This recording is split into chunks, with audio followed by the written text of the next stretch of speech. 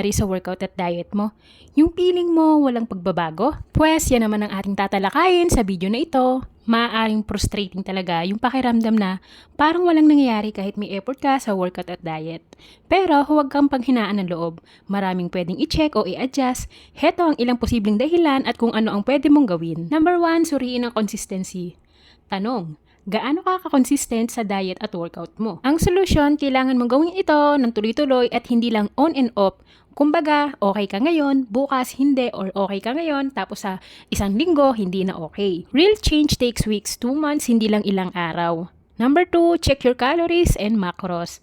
Tanong, alam mo ba kung gaano karami ang calories at macronutrients? Tulad ng carbs, protein, and fat. Yung kinakain mo ha, ang solusyon, gumamit ng calorie tracker app tulad ng MyFitnessPal. Kung goal mo ay magbawas ng timbang, kailangan mong nasa calorie deficit. Kung goal mo ay mag-gain ng muscle, dapat nasa slight surplus ka at mataas ang protein intake, around 1.6 to 2.2 grams protein per kilograms of body weight. Dumako naman tayo sa number 3. Tama ba ang workout program mo? Tanong, ano ang ginagawa mo bang workout ay naayon ba yan sa goals mo? Ang solution, kung fat loss ang goal, focus sa strength training plus cardio. Kung muscle gain ang goal mo, dapat may progressive overload. Dahan-dahang pagdagdag ng weight or ng reps. Kung pareho naman, do a recomp high protein diet plus strength training plus moderate cardio. Number 4, overtraining or undertraining. Tanungin kita, baka kulang o sobra ang workout mo? Ang solusyon, 3 to 5 days week ng training ay sapat na para sa karamihan.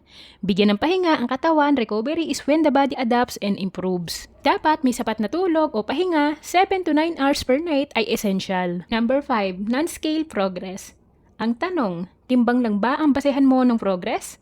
Ang solution, sukatin ang body measurements, mag-picture or mag-video, strength gains at energy level. Idagdag mo pa dyan yung mga damit mong dating masikip sa'yo, ngayon maluag na siya. Lalong-lalo na yung mga underwear mo na panahon pa ni Mahoma, tapos ngayon mapapansin mo na sobrang luag na talaga sa'yo at hindi mo pa siya ma-let go. At ito pa, minsan nagbibuild ka ng muscles habang naglulose ka ng fat, kaya parang walang movement sa scale. Number 6, diet quality.